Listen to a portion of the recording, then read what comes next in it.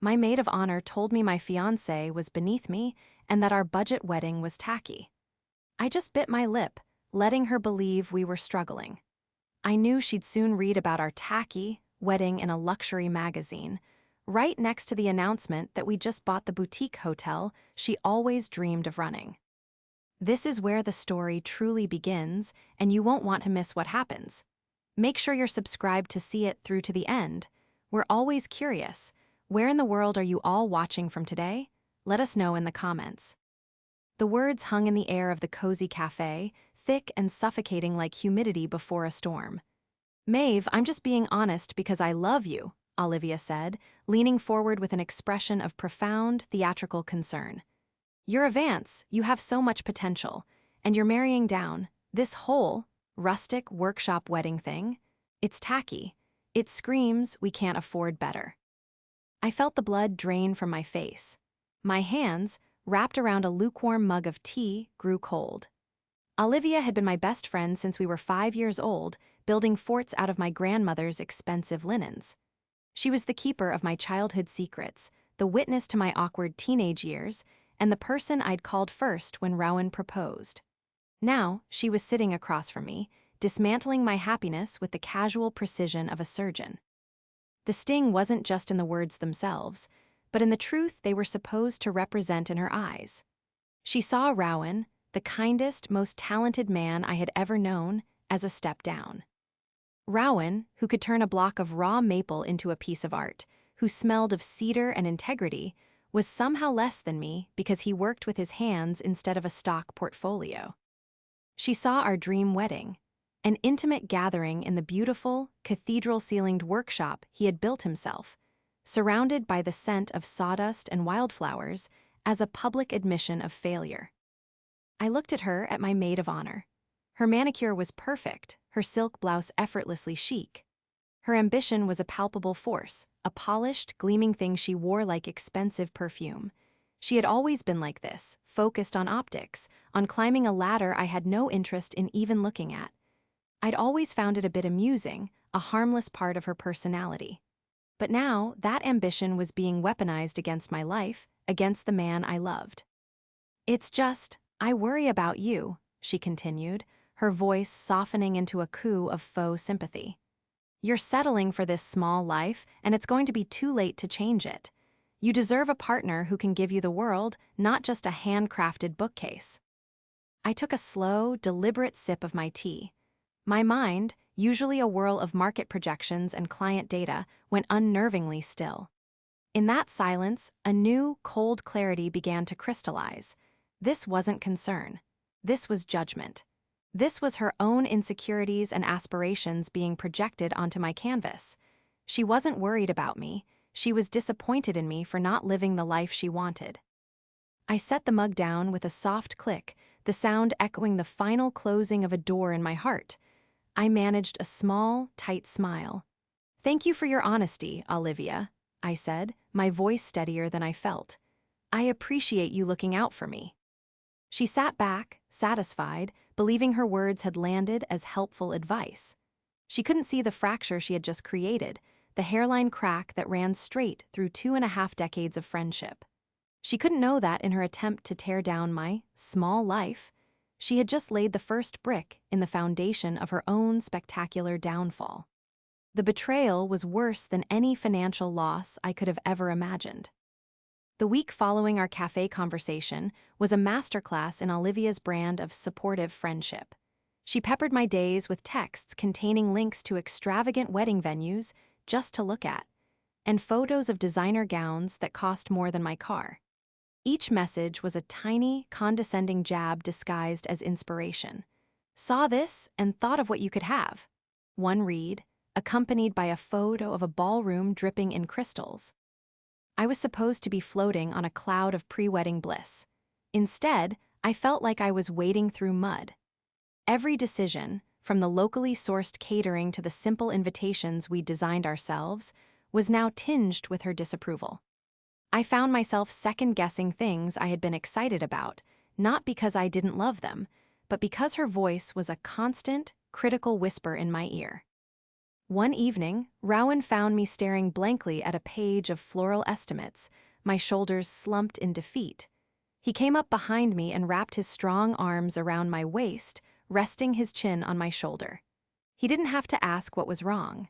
He just held me. "It's Olivia, isn't it?" he said softly. I nodded, leaning back into high. S warmth. She thinks we're making a huge mistake, that I'm throwing my life away on this. I gestured vaguely around his workshop, which had been transformed for the evening into our planning headquarters. To me, it was the most romantic place on earth. The air smelled of pine and potential. His half-finished projects stood like silent, beautiful sculptures around us. To Olivia, it was just a dusty garage. "What you have is a life of value, Maeve," Rowan said, his voice firm but gentle. "Not a life of valuables, there's a difference." His simple wisdom cut through the noise. He was right. Olivia only understood the language of price tags. She couldn't comprehend a currency of happiness, integrity, or love. She saw Rowan's calloused hands as a sign of his station, not as the hands that had built our future dining table, the hands that held me when I was stressed, the hands that were infinitely more capable and precious than those of any trust fund heir she envisioned for me. Later that night, I had a phone call with Olivia that solidified my resolve. She wanted to discuss the bachelorette party, proposing a lavish weekend in Vegas that would cost each bridesmaid a small fortune. "Olivia, we can't ask them to pay for that," I said, trying to be diplomatic.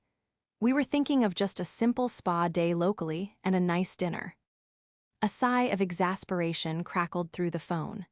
"Maeve, honestly, a spa day? That's what you do on a random Tuesday, not for a bachelorette party. Don't worry about the money. I can cover a bigger portion for the girls who can't swing it. We need to do this properly. It's about celebrating you." But it wasn't about celebrating me. It was about her performance as the maid of honor.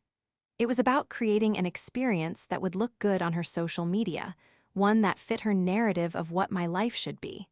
I felt a chill as I realized how little she saw the real me anymore. She only saw a project to be fixed, a life to be upgraded. "No, Olivia," I said, my voice quiet but firm. "A spa day and dinner is what I want." The silence on the other end of the line was heavy with her disapproval. "Fine," she finally clipped out. "If that's what you really want, I just hope you don't regret playing it so safe." After I hung up, I stood in the quiet of my office, looking out at the city lights. The hurt was still there, a dull ache in my chest. But something else was growing alongside it, a steely resolve. She saw me as weak, as someone who was settling, someone who needed to be saved from her own poor choices. She had always underestimated my quiet nature, mistaking my lack of flashiness for a lack of substance. But she had forgotten one crucial thing about me. She had forgotten that my grandfather, the man who had taught me everything about life, wasn't a banker or a lawyer. He was a professional poker player, and he had taught me that you never show your winning hand until the final pot is on the table. Our friendship had been forged in the crucible of shared childhoods, a bond I once thought was unbreakable. I remembered sleepovers where Olivia would sketch out her future, her dreams always grand and glittering. While I was content reading books on investment strategy borrowed from my grandfather's study, she was mapping out a life of influence and luxury. Her biggest, most enduring dream was to one day run a place like the Willow Creek Inn. It was a local landmark, a stunning boutique hotel nestled in the rolling hills outside the city. It was famous for its impeccable service, its historic charm, and its impossible-to-get reservations. For Olivia, it was the pinnacle of success. She had worked her way up from the front desk of a bland corporate hotel chain to her current role as an assistant manager, and she saw it as a mere stepping stone. She talked about the Willow Creek Inn constantly, analyzing its financials, critiquing its marketing, and outlining exactly what she would do differently if she were in charge. I had always been her biggest cheerleader. I helped her craft her resume, coached her through interviews, and listened for hours as she lamented the incompetence of her current bosses. I celebrated her small promotions as if they were my own victories. All the while, I kept my own professional life deliberately vague. When she asked what I did, I'd simply say I was a freelance analyst who worked from home. It was the truth, but it was an edited version. I never mentioned that my clients were CEOs of major corporations, or that the analysis I did was managing multi-million-dollar portfolios. My wealth was a quiet secret, a legacy from my grandparents. They had lived a life rich in experience, not possessions, and had entrusted me with a considerable fortune, teaching me to be its steward, not its servant. I had taken their lessons to heart, growing my inheritance exponentially through the very skills I now downplayed to my best friend. Rowan was the only other person who knew the full extent of my finances, and like me, he believed that a person's worth had nothing to do with their net worth. This quiet life, however, seemed to deeply unsettle Olivia. As my wedding approached, her interest in my finances became more pointed. She would ask questions that were slightly too personal, masked as friendly concern. "Are you guys sure you'll be okay with just Rowan's income after the wedding?" she asked one afternoon while we were looking at bridesmaid dresses I had insisted on paying for myself. Starting a life together is so expensive. "We'll be fine," I'd said with a smile. "We're good at budgeting."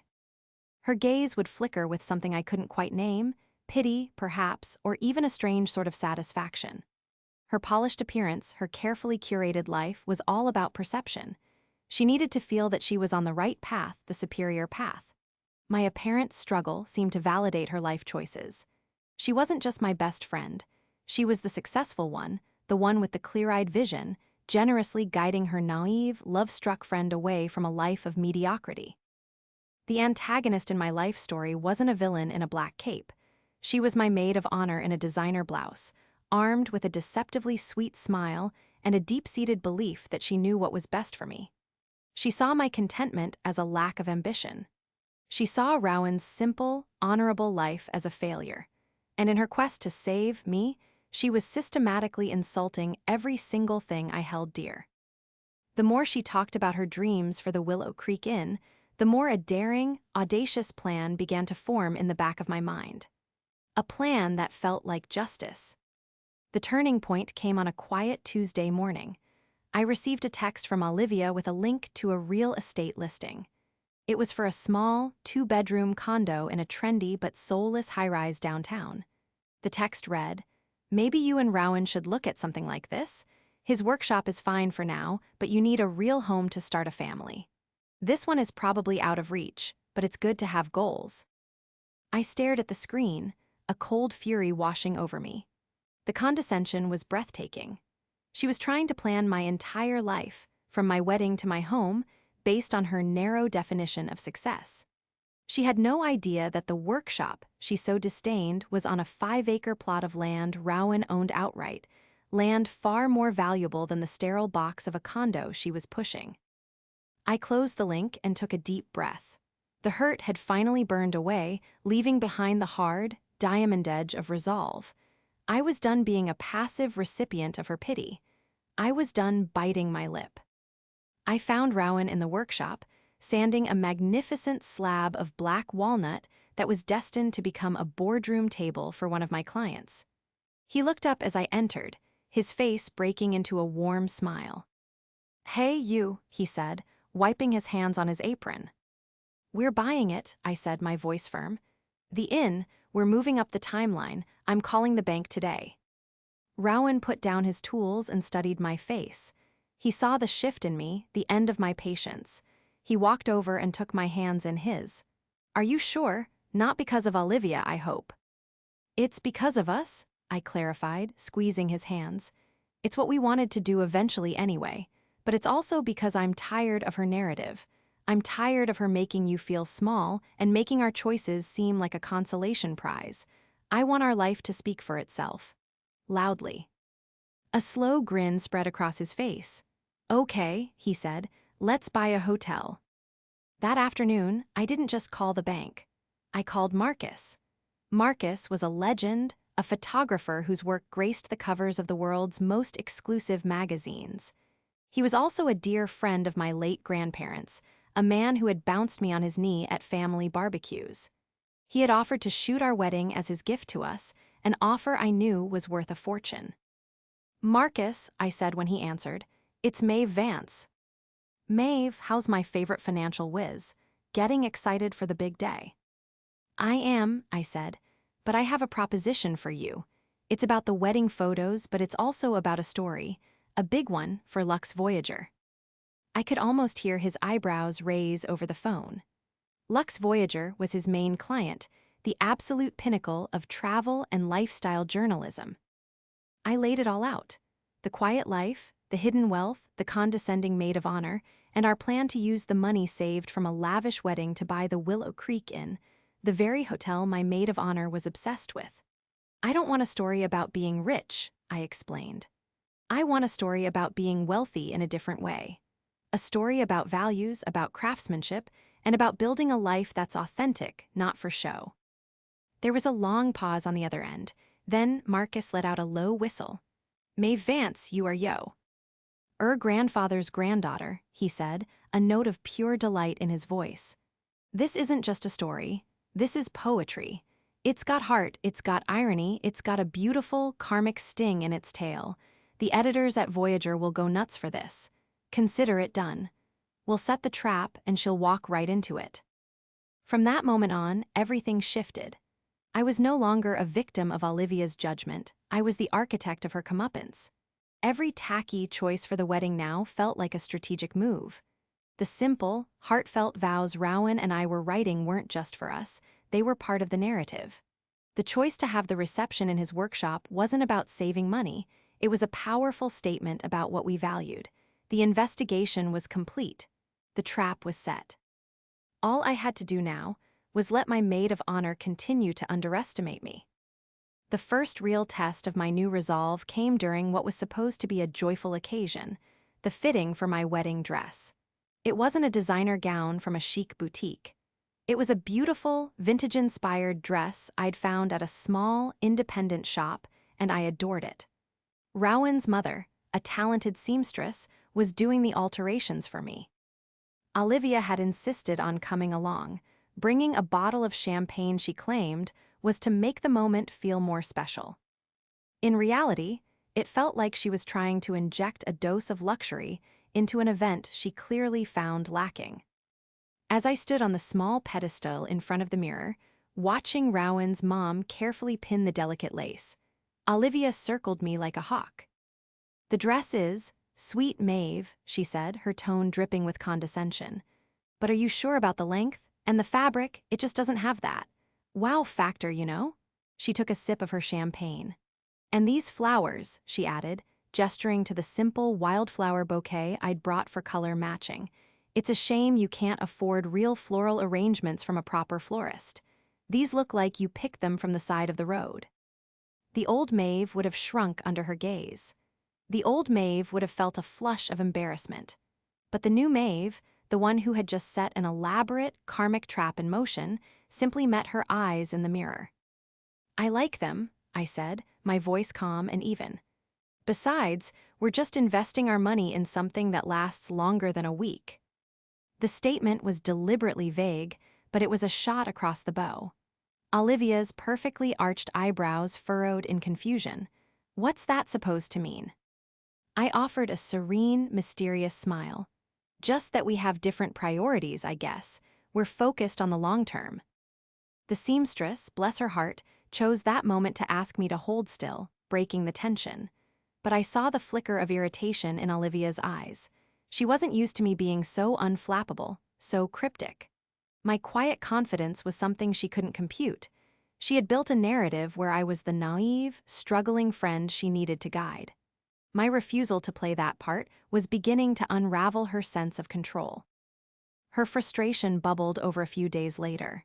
She called me in a panic. "Maeve, I was just looking over the catering menu you sent. A barbecue buffet? Are you serious? We have to change this. I know a caterer. They're expensive, but I could probably pull some strings, maybe even help you out with the deposit. We can't have your guests eating off paper plates." "They're not paper plates, Olivia," I said patiently. "They're made of biodegradable bamboo, and it's a gourmet barbecue company. It's exactly what Rowan and I want." But it's not what people expect, she insisted, her voice rising. This is your wedding, not some backyard get-together. People will talk. Let them, I said, a smile touching my lips. Marcus thinks it's a fantastic idea. He said it's refreshingly authentic. Mentioning Marcus was a strategic move. Olivia held a grudging respect for his professional reputation, even if she found his presence at our budget wedding a bit baffling. The idea that he, a man of his stature, would approve of our choices threw her off balance. Her reaction was exactly as I'd predicted. She huffed, a mix of anger and bewilderment. Well, Marcus is an artist. They're all a bit eccentric, she muttered, a poor attempt to regain her footing. I'm just trying to protect you from making a fool of yourself. The threat was so poorly executed, so transparently about her own ego, that I almost laughed. I appreciate the thought, Olivia, I said, my voice sweet as honey. But I'm not worried. Everything is going to be perfect. I hung up the phone, feeling a sense of power I hadn't felt before. She thought she was fighting to save me from a tacky wedding. In reality, she was fighting against a version of me that no longer existed, if it ever had. With every condescending comment and every unsolicited piece of advice, she wasn't exposing M. Why supposed failures? She was revealing the depths of her own shallow nature to an audience of one. And soon, the whole world would be watching. As the wedding date drew closer, Olivia's attempts to fix my life escalated from irritating to frantic. It was as if my contentment with a simpler path was a personal affront to her entire worldview. She started acting less like a maid of honor and more like a rogue event planner on a mission to salvage a disaster. One afternoon, I discovered she had called the small, local bakery we'd hired and tried to change our simple, 3-tiered lemon and lavender cake to a towering, 5-tiered confection with gold leaf accents. I was just trying to upgrade it for you, as a surprise, she explained when I confronted her, her voice bright with false innocence. I was going to pay the difference myself. Olivia, you can't do that, I said, my patience wearing dangerously thin. This is my wedding, Rowan's and my wedding. The decisions are ours to make. But it's not good enough for you, Maeve, she burst out, her composure finally cracking. None of this is. The workshop, the barbecue, this tiny cake. You're playing house like a child when you should be building an empire. I'm trying to give you the wedding you're too afraid to want for yourself. It was a stunning display of her projection. She wasn't talking about my fears, she was talking about hers. Fear of being average. Fear of not achieving the glittering success she so desperately craved. Meanwhile, behind the scenes, my own empire was quietly taking shape. Rowan and I had a clandestine meeting with our lawyers and the current owners of the Willow Creek Inn.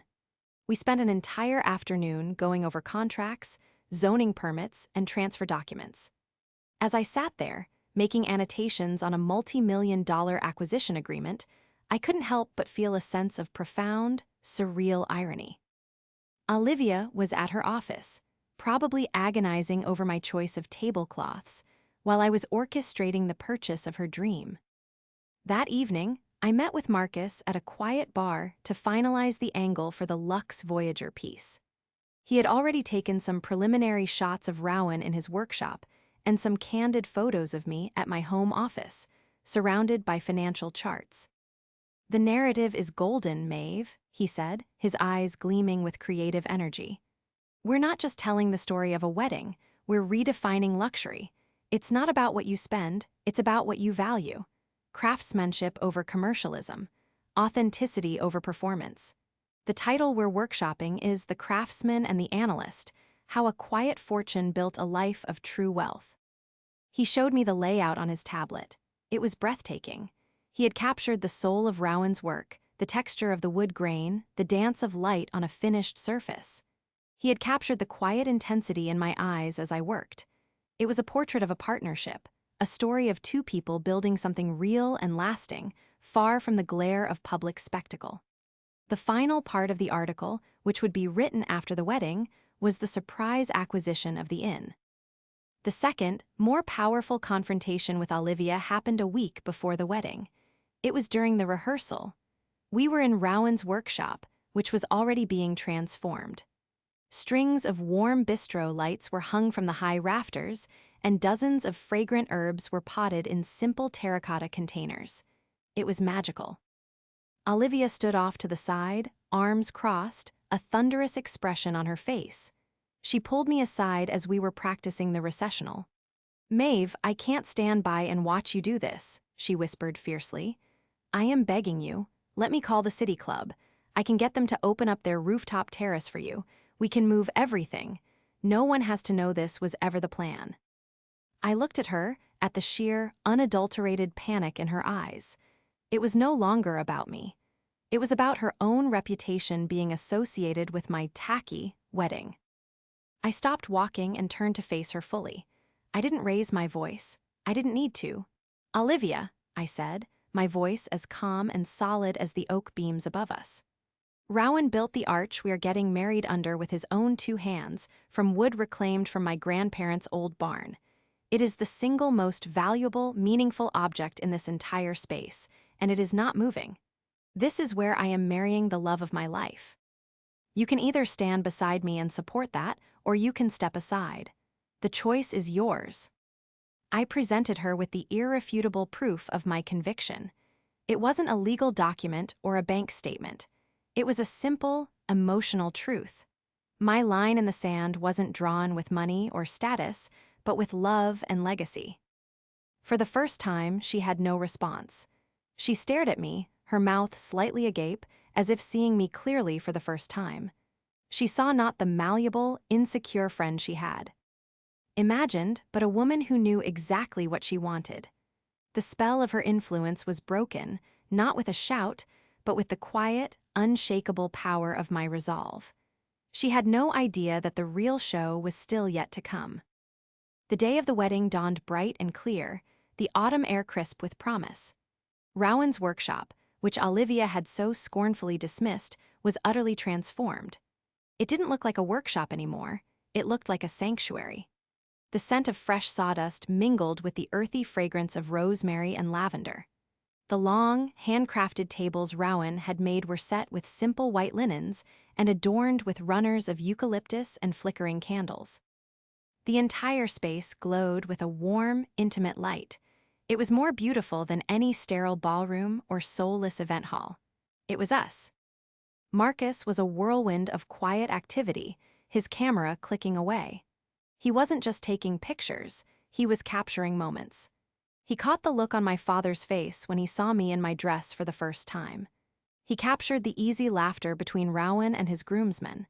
He was documenting the very authenticity he'd spoken of, finding art in the details Olivia had deemed unworthy. Olivia, for her part, was playing the role of maid of honor with the grim determination of a soldier on a losing campaign. She was flawlessly dressed, her smile perfectly in place, but her eyes darted around the room, cataloging every perceived flaw. I saw her murmuring to a distant cousin, gesturing vaguely at the buffet setup with a look of pained apology. She was trying to distance herself from it all, positioning herself as a reluctant participant in our rustic folly. The moment of truth came just before the ceremony was set to begin. My bridesmaids and I were gathered in a small, curtained-off area Rowan had fashioned into a bridal suite. Olivia took a deep breath, steeling herself for one final assault. She pulled me aside, away from the others, her hands gripping my arms with a surprising intensity. "Maeve," she said, her voice a low, urgent whisper. "It is not too late to walk away from this. From him, you deserve so much more than this." Her gesture encompassed everything: the wooden walls, the man waiting for me, the life she imagined stretched out before me. Think about your future, think about your potential. Don't throw it all away for this fairytale nonsense. This was it, her final, most insulting plea, born from a deep, profound misunderstanding of who I was and what I valued. There was no anger left in me, only a vast, sad pity. She was so blinded by her own ambition that she couldn't recognize genuine happiness when it was standing right in front of her. I gently removed her hands from my arms. I looked her directly in the eye and gave her a small, serene smile. "Thank you for your concern, Olivia," I said softly. but this is my fairy tale. I then turned and walked toward the entrance of the workshop, where my father was waiting. As the music began to play, a simple, beautiful melody played on an acoustic guitar by one of Rowan's friends. I took my father's arm. The heavy wooden doors swung open, revealing the candlelit scene and the face of the man I loved, waiting for me under the arch he had built from our shared history. I didn't look back at Olivia. I didn't need to. Her public showdown wasn't with me. It was with her own reflection, with the dawning, terrifying realization that she had bet on the wrong horse. My triumph wasn't loud or dramatic. It was the quiet, confident walk I took down that aisle, toward a life she could never comprehend, leaving her alone in the shadows with her shallow, worthless judgments. The biggest reveal was yet to come, and she had just personally guaranteed she would have a front row seat for her own humiliation. We spent our honeymoon in a secluded cabin in the mountains, disconnected from the world. There were no emails, no spreadsheets, and definitely no condescending text messages. There was only the quiet murmur of the wind in the pines, the crackle of the fireplace, and the easy comfort of being with the person who saw me for exactly who I was. It was 2 weeks of pure, uninterrupted peace. On our last day, as we were packing to head home, my phone buzzed. It had been off the entire time, and I had only just switched it on to coordinate our travel. A single message had come through. It was from Olivia. It wasn't a sentence, just a web link. My heart gave a little thump. I clicked on it. The page that loaded was from the digital edition of Lux Voyager. The headline, splashed across a stunning, full-page photograph of Rowan and me laughing during our first dance, read, "The Craftsman and the Analyst. Why the richest wedding of the year was held in a workshop." My breath caught in my throat. Marcus had outdone himself. The article was a masterpiece of narrative journalism. It painted a portrait of our love story, not as a compromise, but as a cons. Sh's powerful choice. It celebrated Rowan's artistry, highlighting the beauty and integrity of his work. It detailed my career not as a simple freelance job, but as the strategic management of a quiet fortune built on the principle of meaningful investment. The photos were breathtaking. Marcus had made the workshop look like the most exclusive venue in the world. He had captured the tacky barbecue buffet in a way that made it look like a gourmet feast. The simple wildflower arrangements looked like works of art. He had spun every single one of Olivia's criticisms into a point of profound, aspirational beauty. But the final paragraphs were the masterstroke.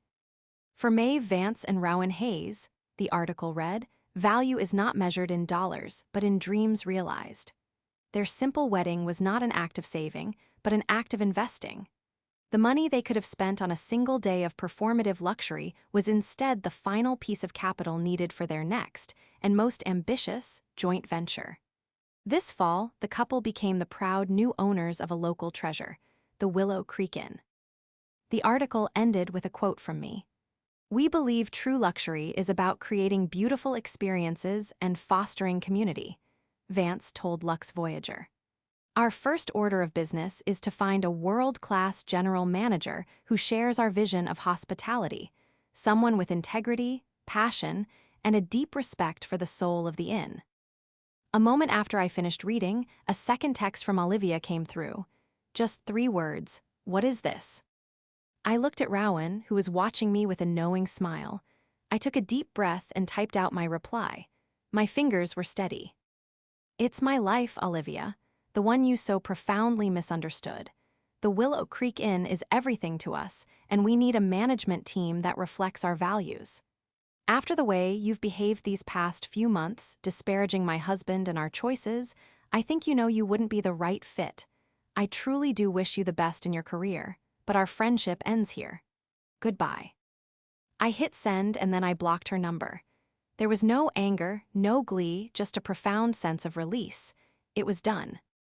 A month later, Rowan and I stood on the grand porch of the Willow Creek Inn. Our inn. We hadn't hired a manager from a big corporate chain. We de-hired a woman who had worked her way up at the inn for 15 years, starting as a housekeeper. She had more passion, integrity, and love for the place in her little finger than Olivia had in her entire being. The print edition of Lux Voyager sat on the reception desk inside, open to our feature. The story had created an incredible buzz, and bookings were flooding in from people who loved the story, who wanted to experience the authentic luxury we had championed. My phone rang. It was my father. "Just heard something interesting through the grapevine," he said. Apparently, Olivia quit her job, told her boss she had a major offer at a boutique hotel. It seems she read an article and made some very, very incorrect assumptions. I closed my eyes, picturing it. Picturing her burning that bridge, so certain that her dream job was waiting, only to be met with the silence of a blocked number. The consequences were definitive, and they were entirely of her own making. Rowan wrapped an arm around my shoulder. "You okay?" he asked. I leaned into him, breathing in the clean, country air. "I'm better than okay," I said, a true, unburdened smile spreading across my face. I was at peace, standing beside my husband at the start of our greatest adventure, finally and completely free.